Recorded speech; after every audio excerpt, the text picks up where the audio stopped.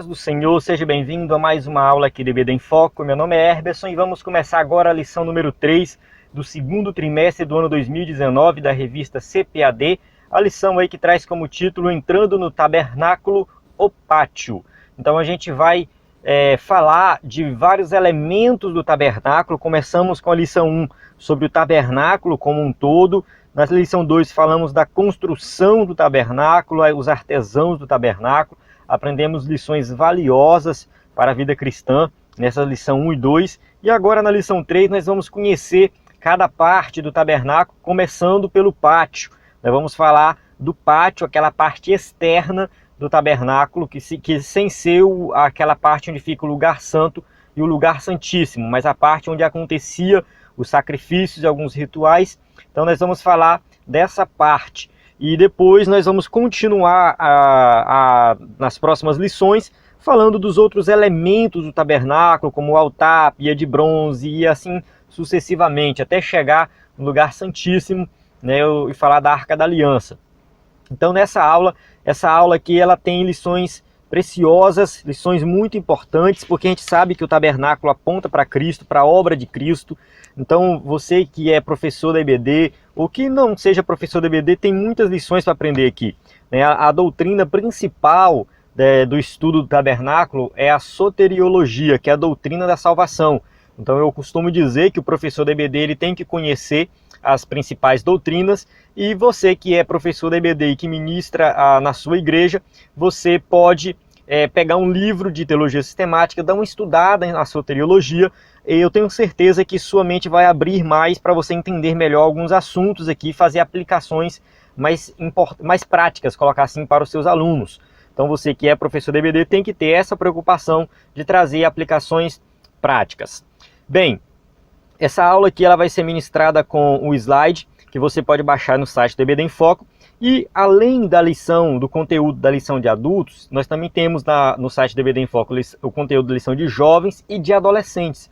Ou seja, nós temos slide de adultos, jovens e adolescentes. Se você é pastor ou se você é superintendente e quer melhorar a aula da sua igreja, acesse o EBD em Foco. Ou seja, lá você vai ter um conteúdo completo para toda a sua igreja, ou seja, não é só para a sua classe. Eu costumo dizer que o EBD em Foco ele é um instrumento para a igreja, ele é para o professor da EBD, sim, ele é professor da EBD, mas é para a igreja como um todo. Então o pastor, o superintendente pode entrar lá, fazer sua assinatura e ter acesso aos slides para todas as classes.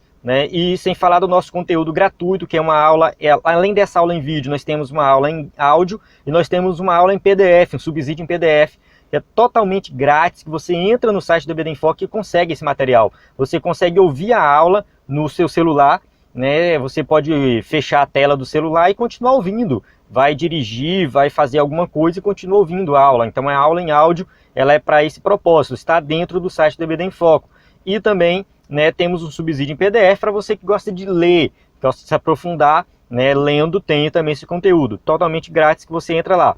Nós temos uma assinatura mensal, mas é somente para os slides, para manter a plataforma, porque nós temos muitos gastos. Então vamos começar aqui nossa aula. O texto áureo diz o seguinte: eu sou a porta, se alguém entrar por mim, salvar-se-á, e entrará e sairá e achará pastagens. João 10:9. Você pode estar se perguntando, por que nós estamos pegando uma passagem do Novo Testamento, onde Jesus está falando que é a porta, para estudar sobre o tabernáculo, a entrada do tabernáculo. Mas nós vamos ver que tem relação, uma coisa aponta para a outra. Verdade prática: para entrar à presença de Deus, no lugar santíssimo, o pecador deve passar por a única porta, Jesus. A gente vai colocar aqui que essa porta ainda é a porta do tabernáculo, que dá depois uma outra porta, que tem as cortinas para entrar no tabernáculo propriamente dito. Depois tem uma outra entrada para o lugar santíssimo. Então são 3 fases, mas vamos nos concentrar nessa primeira fase. Para chegar para o sumo sacerdote, chegar lá no final, no lugar santíssimo, ele passava por essa primeira porta, altar de holocaustos, pia para se purificar, entrava no lugar santo para depois chegar no lugar santíssimo. Então nós temos todo um processo aí, mas começa pela porta. E quem é a porta para nós hoje? Jesus. Então a gente sabe que para chegar a Deus, para chegar na presença de Deus, é somente por meio de Cristo, é somente por meio de Jesus. Algumas religiões por aí podem oferecer boas obras, podem oferecer outros caminhos, mas que não levam a Deus. Outros caminhos que não salvam. O único caminho que salva é Jesus. Ele é o único caminho, ele é a porta. Então a gente vai ver que esse é o principal tema dessa lição. A leitura bíblica em classe encontra em Êxodo 27, de 9 a 19. Se você já é acostumado a assistir o EBD em Foco, sabe que aqui a gente pula essa parte no vídeo para ganhar tempo, né? Mas é uma leitura muito importante. Eu espero que você já tenha realizado essa leitura. O objetivo geral aí e o objetivo específico também a gente vai avançar. Você, né, na sua classe, você apresenta para os seus alunos. Vamos lá, introdução. O tabernáculo representa um grande símbolo espiritual para o povo de Israel.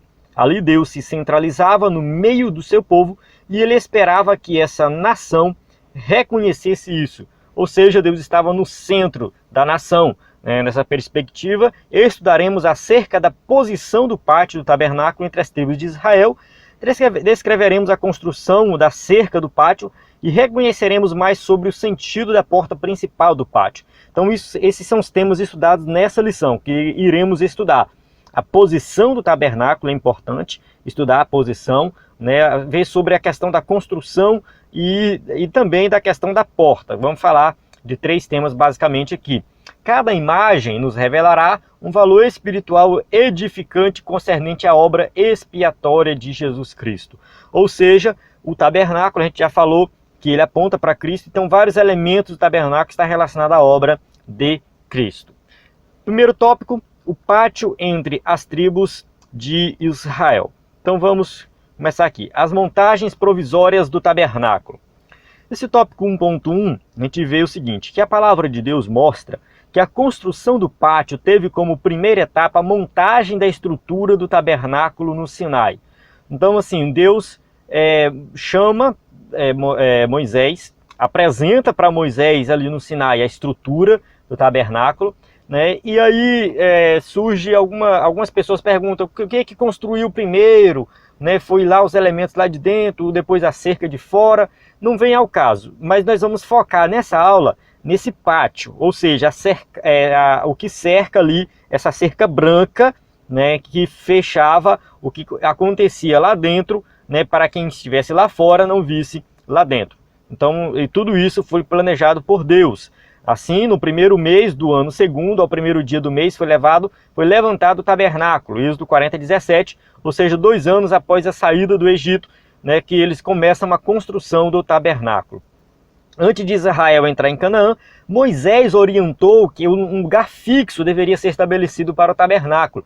Então, o tabernáculo ele deveria ser instalado em um local onde ele não se movesse, mas durante a peregrinação no deserto ele deveria se mover. Durante a peregrinação isso ia acontecer, mas chegando lá em Israel, na Terra Prometida, o tabernáculo era para ficar fixo. No entanto, isso não aconteceu. A gente sabe que mudou, né? Inicialmente, quando eles chegaram ali na Terra Prometida, eles colocaram em Gilgal, né? Subiu, pois, o povo do Jordão no dia 10 do mês primeiro e alojaram-se em Gilgal, ao lado oriental de Jericó.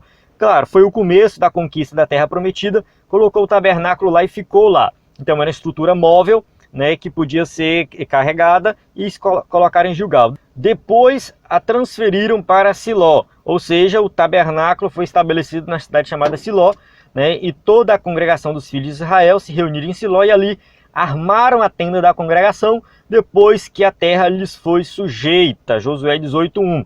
Então a região de Siló fica próximo também, né, de Gilgal, que era antes, mas foi transferido para uma outra região.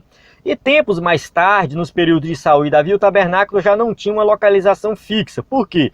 A gente vê a história da época de Davi, de Saul, que aconteceu algumas guerras e eles transferiam o tabernáculo de um local, a Arca da Aliança de um local para outro. Isso, toda vez que transferia a Arca da Aliança, transferia toda a estrutura.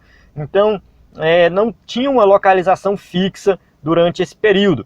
Mas depois, claro, foi estabelecido em uma região e depois, no caso em Jerusalém, né, quando Davi conquistou Jerusalém, foi estabelecido e surgiu posterior o templo, né, construído por Salomão em Jerusalém, que tinha o mesmo a mesma estrutura do tabernáculo, pode-se dizer, né, o mesmo formato. Claro, um templo muito mais belo, de ouro, algo fixo, né, então, ou seja, uma estrutura muito mais moderna, né, mas a planta do templo era a mesma planta do tabernáculo, praticamente. Ali onde o próprio Deus confirmou o lugar e aprovou com a manifestação de sua glória. A gente vê que na inauguração do templo diz assim: e sucedeu que, saindo os sacerdotes do santuário, uma nuvem encheu a casa do Senhor, e os sacerdotes não podiam permanecer em pé para ministrar por causa da nuvem, porque a glória do Senhor enchera a casa do Senhor. Então, ou seja, como a glória do Senhor encheu aquele templo, aquela casa construída, o que a gente percebe é que Deus aprovou esse templo, aprovou essa construção, e a partir daí, né, o tabernáculo, no caso, a casa de Deus, que simbolizava ali a habitação de Deus, ficou fixa em um lugar só, que foi em Jerusalém. A posição do pátio do tabernáculo. Vamos falar agora alguns detalhes aqui. Para entender a organização das tribos em torno do pátio, é preciso compreender um propósito divino disso. Deus teve como propósito o quê? E me farão um santuário e habitarei no meio deles. Então, Êxodo 25:8 é uma passagem muito importante, que mostra a intenção de Deus de habitar no meio do seu povo. Deus, ele quer estar no meio do povo. O Deus que nós cremos é um Deus que se preocupa com a sua criatura, é um Deus que cuida da sua criatura, é um Deus que quer estar no meio, né, do seu povo. Né? Diferente do Deus dos outros povos, os outros povos na época de Israel e também nos dias de hoje, eles creem em um Deus que está longe, que está difícil, de difícil acesso, que não consegue falar com ele, né? Ou seja, que não tem resposta. É um Deus muito, pode-se dizer assim, transcendente, de tal forma que ninguém tem acesso a esse Deus. Já o Deus que nós cremos é um Deus que sempre teve a preocupação de estar no meio do seu povo. Ou seja, um Deus que sempre teve a preocupação de cuidar do seu povo. Isso aconteceu ali, né, com o povo de Israel, se concretizou com essa fala de Deus aqui, quando ele diz que quer habitar no meio do povo, com a construção do tabernáculo, e continua até hoje, porque Deus hoje habita dentro de nós. Né? Ou seja, o Espírito Santo, que também é Deus, habita dentro de cada crente. Aqui está expressa a vontade de Deus de ser o centro do seu povo. Não somente Deus quer habitar no meio do seu povo, como ele quer ser o centro, ele quer ser o principal. Ou seja, é um Deus que quer ser adorado como um verdadeiro Deus, o Deus, né, sobre todas as coisas. Então a gente não pode colocar nada no centro da nossa vida que não seja Deus. Ou seja, Deus, ele tem que ser o centro da vida do crente. O tabernáculo ficava no centro do acampamento e ficava de frente para o oriente, isto é, voltado para o levante do sol. Isso revela exatamente a vontade de Deus e habitar no coração do povo de Israel. É muito interessante essa questão da posição do tabernáculo para o oriente. A Bíblia parece que tem assim um significado muito importante para o oriente. O oriente é o leste, onde nasce o sol. Né? O Malaquias 4:2 diz que vai surgir aquele que é o sol da justiça, né? Ou seja, Jesus é o sol da justiça, aponta para Cristo essa passagem de Malaquias, né? Ou seja, ele é o sol da justiça. A entrada do jardim, né? quando Adão e Eva são expulsos ali do jardim, o texto de Gênesis 3:24 vai dizer que ficava no oriente. Né? Quando Ezequiel tem a visão do templo, que é a glória do Senhor, entra no templo pela visão de Ezequiel, só ler Ezequiel 4, de 1 a 5, você vai observar que a glória do Senhor entra pela porta que está no oriente, né? Visto que o templo tinha a mesma posição do tabernáculo, faz sentido, né?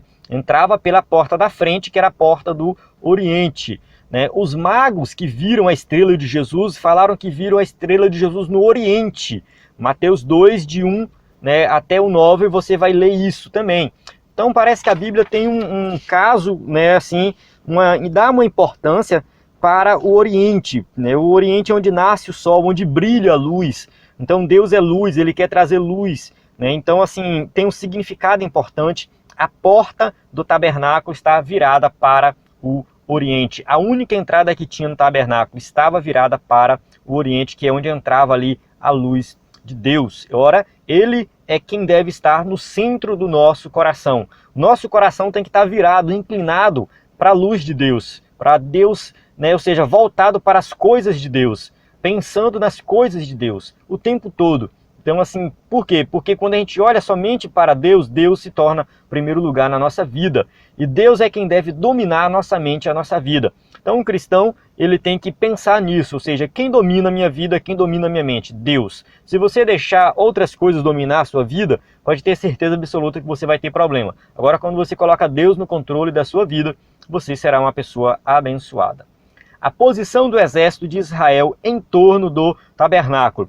Essa parte aqui, eu vou dar uma passada rápida, né, porque ela é meio que repetitivo, você vai entender. Mas é importante a gente entender isso. Os exércitos das tribos judaicas estavam localizados em torno do santuário divino. Então, você que está assistindo esse vídeo, né, você vai olhar aqui, tá em inglês, mas dá para entender. O nome das tribos praticamente não muda. Então, vê aqui, ó, por exemplo, de frente para cá está Ruben, Judá, Isacar e Zebulon, né, ou seja, para o leste, né, para o oeste é lá para trás. Né, então, lá Benjamim, Manassés e Efraim. Né, aí depois você tem o norte e o sul, Dan, Assei, Naftali, Ruben, Simeão e Gade, do outro lado. Então, essa era a estrutura, ou seja, o tabernáculo ficava no centro. Né, e a tribo de Levi estava lá no centro. No meio lá, bem na frente do tabernáculo, ficava Moisés, Arão e seus filhos. Depois tinha os coatitas, os filhos de Coate, os filhos de Gerson, os filhos de Merari, que eles carregavam a estrutura do tabernáculo quando caminhavam de um lugar para outro. Então é muito importante essa estrutura, porque quem trabalhava de fato no tabernáculo e realizava atividades no tabernáculo eram sustentados pelo próprio tabernáculo, ou seja, as ofertas eram para sustentar eles. Né, e eles estavam próximos, prontos ali para qualquer momento desmontar tudo e carregar para um próximo lugar. Então, de frente, né, para o tabernáculo ficava a tribo de Judá, Zebulon e Issacar. Né, isso é importante. Judá foi chamado de leãozinho ali por seu pai. Lá em Apocalipse diz que Jesus é o leão da tribo de Judá. Jesus veio da tribo de Judá. Então a tribo de Judá ela tem um posicionamento importante. É a primeira tribo, a primeira localização que fica bem de frente para a porta do tabernáculo. Aqui formava um exército de 186.400 homens. Né, aos fundos do oeste para o ocidente, né, já estava lá para trás Benjamim, Manassés e Efraim. Né, então aqui também eles somavam 108.100 homens. Né, ao norte já ficava, né, na lateral do tabernáculo, tinha ali Naftali, Dan e Assé, e também 157.600 homens. Ao sul, na outra banda lateral do tabernáculo, tinha o exército de Ruben, Simeão e Gade, que somavam 151.450 homens. Né? Então, ao todo, tinham 603.550 homens acima de 20 anos. Ou seja, eram homens que estavam alistados no exército, que podiam lutar a qualquer momento. Então, se a gente for contabilizar todo o povo que tinha ali, tinha mais de 1 milhão de pessoas. Então tinha muita gente andando no deserto. E Deus preservava esse povo e Deus cuidava de cada um desse povo. Isso passava a mensagem de que Israel reconhecia a centralidade de Deus na vida espiritual e social da nação. Ou seja, tudo girava em torno de Deus. Algo que eu falei na aula anterior, né, que não tinha essa separação de vida material e vida espiritual, vida secular e vida espiritual. Não. Para Israel tudo era espiritual. Deus estava no centro e todas as atitudes deles giravam em torno, né, de Deus. Tudo era espiritual, tudo era vontade de Deus. Assim devemos tê-lo como centro de todas as esferas da nossa vida. Né? Ou seja, Deus é o centro de tudo. Não importa se é trabalho, se é finança, vida pessoal, igreja. Tudo Deus tem que estar no centro. Israel fazia isso e nós como crentes, né, hoje, a igreja de Deus, Israel, né, alguns não concordam com isso, mas Israel era a igreja de Deus no Antigo Testamento, e hoje a igreja são todos que estão em Cristo, independente se são judeus ou gentios, em Cristo todos formamos um povo, só que somos a igreja. Né? Então, hoje nós somos igreja de Deus e Deus tem que estar no centro da nossa vida. Então a gente encerra aqui o primeiro tópico, né? Então a gente entendeu aí o posicionamento do tabernáculo, a importância desse posicionamento, e a gente vai agora para o segundo tópico, que é a construção da cerca do pátio. 2.1, o cortinado de linho branco da cerca do pátio. Uma cerca de 45 metros de comprimento com aproximadamente 22,5 centímetros de largura separava o tabernáculo das tribos. Na verdade, o que acontece? Aqui, essa medida ela pode variar de Bíblia para Bíblia, de desenho para desenho, porque a medida na Bíblia é em côvados, e a gente assim, tem uma certa dúvida sobre o tamanho de um côvado. Pode ser 44,5 centímetros, e em alguns lugares pode ser 50 centímetros. Vai depender um pouco, né, da tradução da Bíblia, e depende, naquela época dependia um pouco da região também. Então o tabernáculo ele tinha entre 50 e 45 metros de comprimento. Isso é irrelevante, não precisa ficar preocupado com isso, com a medida exata disso. Então o que a gente basta entender que era esse formato tabernáculo, as 60 colunas de bronze, sobre as quais havia um cortinado de linho branco torcido, de aproximadamente 2,25 metros de altura, sustentava a cerca do pátio. Ou seja, tinha as colunas de bronze que passavam linho ali, separando um pedaço do outro, mas que formavam uma estrutura bem fixa, 2,25 metros de 25 de altura, 2,25 metros. Ou seja, era uma altura consideravelmente boa, porque evitava que quem está de fora enxergar o que estava acontecendo lá dentro. Ou seja, quem estava lá dentro estava realmente separado do restante do povo aqui fora. Só para falar um pouco da questão do linho fino, né? O linho fino ele representa a santidade, ele representa, né, algo que é separado para Deus. Se você ler Apocalipse 19:14, Apocalipse 19:8, vai falar do linho fino. Então, assim, todos os elementos que a gente vai estudar aqui e vai dar um significado, a gente não vai fazer isso, eu vou procurar, na minha aula aqui, vou procurar não fazer isso baseado no que eu penso, no que eu acho, mas baseado no que a Bíblia já fala acerca desses elementos. Então começa por esse linho fino, ele fala dessa questão da santidade. Apocalipse aí vai falar que os povos que estavam adorando a Deus estavam vestidos de linho fino, ou seja, representa mesmo pureza, santidade. Então o linho fino na Bíblia, ele tem essa representação, esse significado. Então significa o que? O linho fino aqui em volta do tabernáculo, que aquele lugar era santo, era separado, era puro. As colunas, cortinas e varais do tabernáculo, do pátio. As colunas de bronze foram feitas de madeira de acácia e ficavam presas na parte interior da cortina por base de bronze colocada sobre o seu solo, ou seja, era algo fixo. As cortinas eram costuradas umas à outra até formarem uma tela bem firme, tudo era milimetricamente encaixado, ou seja, era tudo muito bem feito para não cair, não vir um vento ali do deserto e derrubar, ventava muito às vezes, então era algo muito fixo, era algo que trazia uma segurança. Tudo isso era feito de tal forma que era muito seguro, era muito firme. Assim, as colunas da cortina e os varais são elementos que didaticamente podem simbolizar a segurança, a estabilidade e a comunhão na vida cristã produzida pela obra expiatória de Cristo. Então esse significado aqui, na verdade, a gente pode se dizer que é uma aplicação. Qual é a aplicação disso para nós? É que Cristo, ele executou a sua obra expiatória, nos salvou e ele nos traz segurança, ou seja, nós temos que ter segurança da nossa salvação, porque a nossa salvação foi entregue por Cristo. Então a gente tem que estar firme nele. Ora, em Cristo toda a justiça de Deus foi satisfeita na obra expiatória. Ou seja, se nós éramos pecadores e Jesus morreu na cruz do Calvário e pagou o preço do nosso pecado, ele satisfez a justiça divina, nós não temos que nos preocupar. Nós temos que ter certeza da nossa salvação. Quem nos separará do amor de Cristo? A tribulação, a angústia, a perseguição, a fome, a nudez, o perigo, a espada. Leia Romanos 8, 33, 34, 35, 36, você vai entender a passagem completa. Ou seja, nós temos que ter segurança da nossa salvação. O crente não pode viver com medo da questão de não ser salvo. Será que eu sou salvo ou não sou salvo? Irmãos, quem salva é Jesus. A obra foi realizada por ele. Se você crê nele, você é salvo. Eu não estou entrando aqui nos detalhes da questão da possibilidade do cristão perder a salvação, aquele debate calvinista e arminiano, tal, não é nem isso.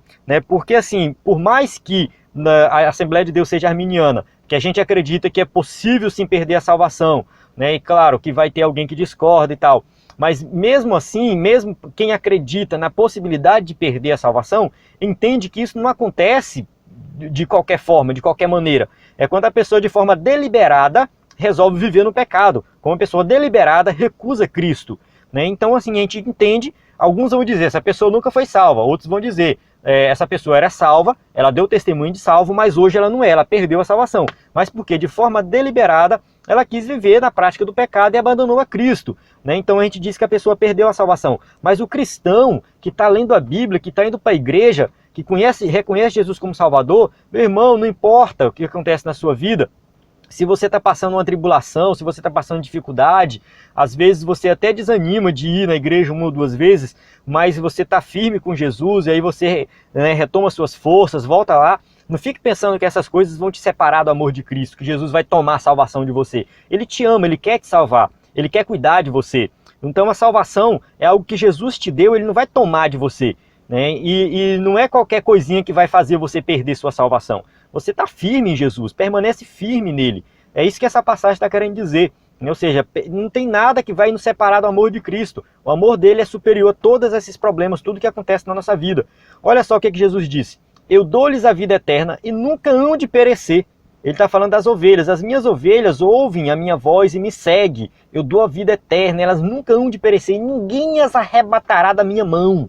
Meu Pai mas deu, ou seja, que me deu, né, uma linguagem mais antiga, né, que as me deu, é maior do que todos, e ninguém pode arrebatá-las da mão de meu Pai. João 10, 28 e 29. Irmãos, esteja firme em Cristo. Você que está me ouvindo aí, esteja firme em Cristo. Olha para Jesus, quem salva é Ele. É Ele que te salva, é Ele que cuida de você, é Ele que está contigo, é Ele que toma conta da sua vida.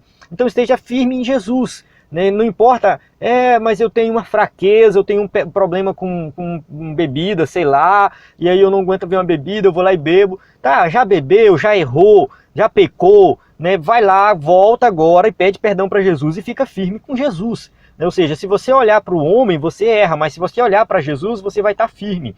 Então essa passagem está querendo dizer isso. As ovelhas que Jesus recebeu, ou seja, os seus filhos, foi Deus que deu e ninguém vai tomar da mão dele. Está firme com ele, né? E depois, a partir dessa obra, temos acesso à promessa de Deus, as quais dão estabilidade na vida cristã, porque já estáis mortos e a vossa vida está escondida com Cristo em Deus. Ou seja, mortos para o pecado. Nós morremos, o pecado não tem domínio sobre nós, ele não domina mais, e quem domina a nossa vida é Cristo, porque nossa vida está escondida nele. Então, fique firme com Jesus, olha para Jesus e creia somente em Jesus. Esquece o restante das coisas. Boas obras, elas existem porque você é salvo e pratica boas obras. Mas você não é salvo por boas obras. Então você não é salvo pelo pastor, você não é salvo, né, porque você é bonzinho. Você é salvo porque Jesus fez algo por você. Porque Jesus morreu na cruz do Calvário. Então você tem que crer nele, confiar nele, que ele garante sua salvação. A expiação, ela não apenas nos salvou, ou seja, a morte de Jesus não apenas nos deu a vida eterna, como trouxe também a comunhão, ou seja, a comunhão cristã, comunhão com o próximo e comunhão com Jesus, comunhão com Deus, intimidade com Deus. A salvação ela tem vários aspectos, e um dos aspectos da salvação é que nós somos filhos de Deus e temos comunhão e intimidade com Deus. Então ela trouxe, além de vida eterna, comunhão com o Pai. A cerca de linho, a santidade e a justiça de Deus. A parte reservada na esfera interna do pátio, separada pelo linho fino, ou seja, o linho branco torcido, revelava a santidade de Deus. O que acontece dentro desse cercado? Ou seja, o que está separado ali da comunidade, ali através dessa cerca de linho, os sacerdotes eles realizam ali a cerimônia de sacrifício de pecados pelo povo, cerimônia de purificação. Então o pecador israelita ele também tinha acesso quando ele ia levar algum animal para ser sacrificado. Ele entrava, passava pela porta e ia ter esse pátio. Então ele também tinha acesso a esse pátio onde acontecia as cerimônias. Nesse sentido, o pátio do tabernáculo revelava que o pecador não tinha acesso ao Deus Santo senão por meio do sacerdote. Na verdade, ele precisava do sacerdote para realizar o sacrifício e depois finalizar o ritual. Quando era o ritual de sacrifício que acontecia uma vez por ano, era o sumo sacerdote que fazia, ele sacrificava para si mesmo, depois sacrificava pelo povo e entrava no Santo dos Santos, e isso era uma vez por ano. Mas, de certa forma, o pecador ele precisava do sacerdote. Deus é santo e justo, o homem carece de santidade e de justiça. Ou seja, como que nós nos tornamos santos, como que nós nos tornamos justos? por meio de Cristo. Quando cremos nele como único e suficiente Salvador, nós somos santos e justos, ou seja, separados do pecado e somos justificados pela fé em Cristo Jesus. Em Cristo o pecador é justificado, santificado para a salvação.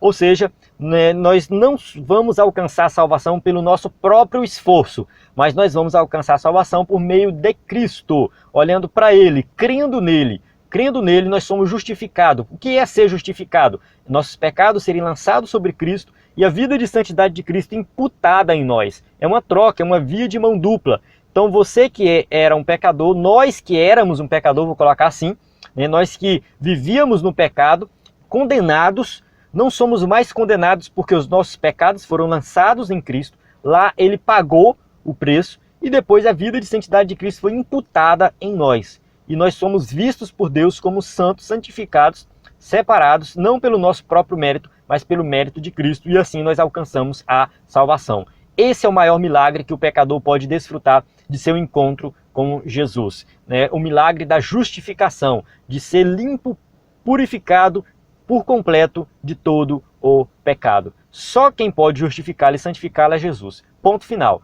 Não tem ritual, não tem igreja, não tem pastor, não tem ninguém que pode fazer nada por você. Nem você mesmo. Só Jesus pode te justificar e te santificar. Terceiro ponto, a porta do pátio. Vamos entrar em detalhes aqui da questão da porta.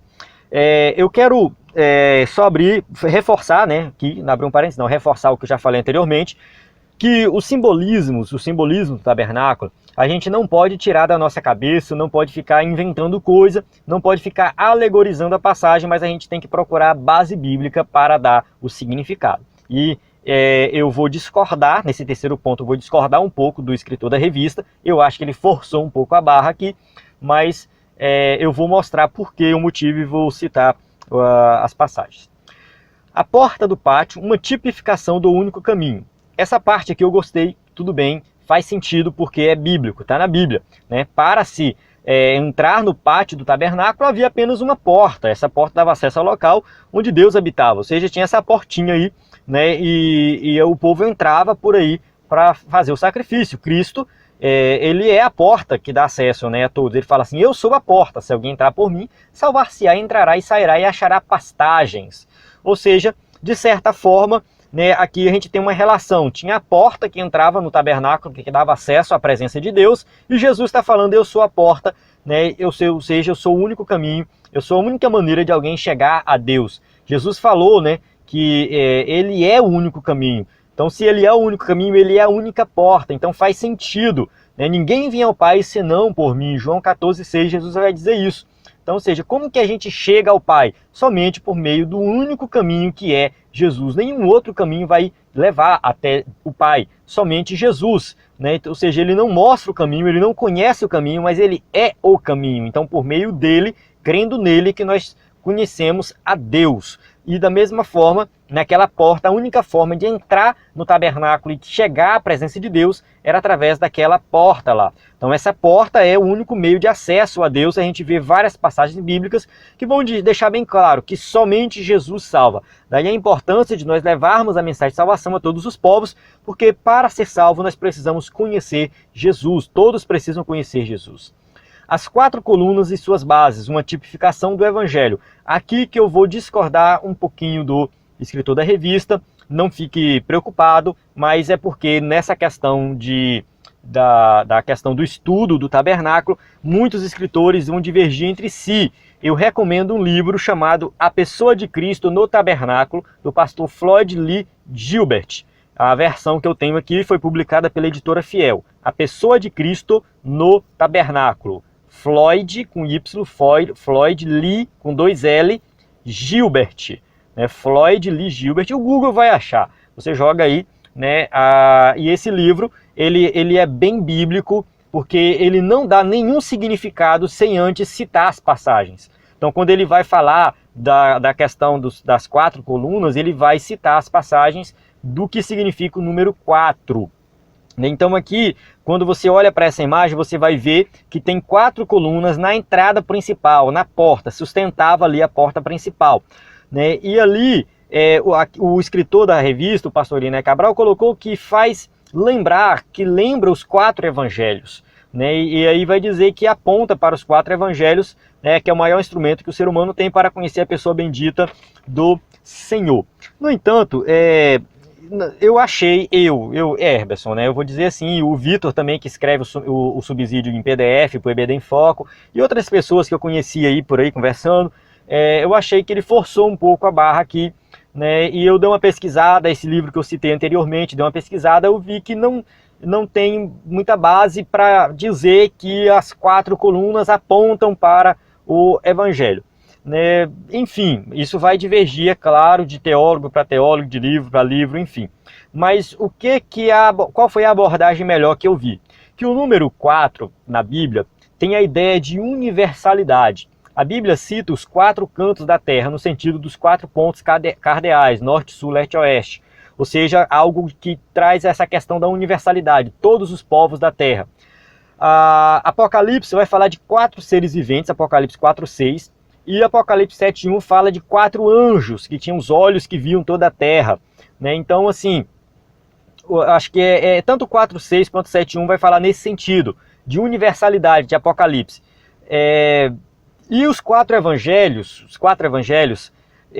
foram registrados de tal forma que mostra o aspecto completo da obra de Cristo para toda a humanidade, né? Então, assim, tem a ideia de universalidade também. Então, o significado aqui não é que, pelo menos é o que eu penso, o significado não é que essas 4 colunas apontam para os 4 evangelhos, mas é que essas 4 colunas, elas trazem a ideia de universalidade e de que a salvação é para todos. Ou seja, a salvação de Cristo alcança todos, é a porta onde todos podem entrar. Não é que todo mundo vai ser salvo, não é que todo mundo está salvo automaticamente, isso é universalismo, não é isso que eu estou falando. Eu estou falando é que Cristo é a porta em que qualquer um que olhar para ela, passar por ela, vai alcançar a salvação.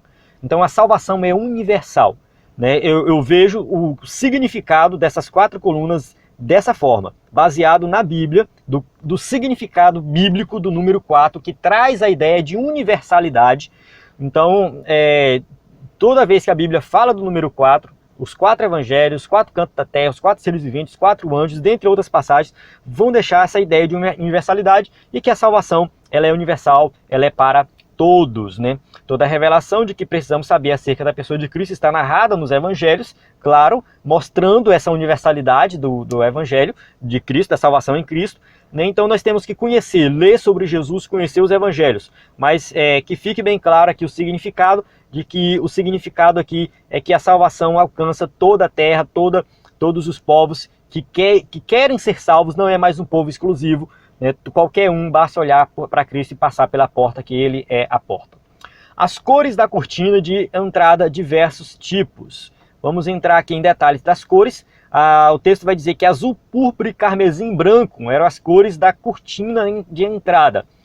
Nas Sagradas Escrituras, as cores sempre simbolizaram aspectos importantes da fé. Nestes aspectos, o que nós podemos destacar aqui? O azul lembra o céu. Quando a gente fala de azul, na própria Bíblia, vai falar de azul, sempre se referindo também à questão do céu. O céu foi feito por Deus, né? Azul, então o azul lembra o céu. O púrpura lembra a ideia de realeza, né? Por que o púrpura lembra realeza? Juízes 8:26 cita os reis midianitas que se vestiam de púrpura.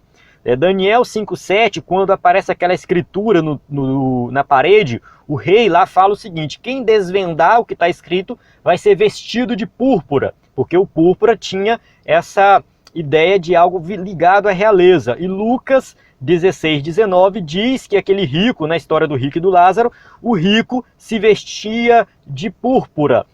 Por que o púrpura era ligado à realeza? Porque para conseguir tingir um tecido branco de púrpura era muito difícil. Eu dei uma pesquisada, agora falhou na memória, mas parece que era um molusco, algo que estava lá no mar, no fundo do mar, que tinha que pegar e tirar lá dele esse pigmento púrpura para tingir o tecido, que o tecido era tudo branco. Qualquer tecido de qualquer cor é tingido, né? E para tingir de púrpura era muito difícil, então era muito caro. Quem vestia de púrpura é quem tinha muito dinheiro para comprar. Então era uma pessoa muito rica ou era um rei. Né? Só tinha dois tipos de pessoas que vestiam púrpura, o rico ou o rei. Então quando fala de púrpura, fala de realeza. O carmesim lembra a ideia de humilhação e sofrimento.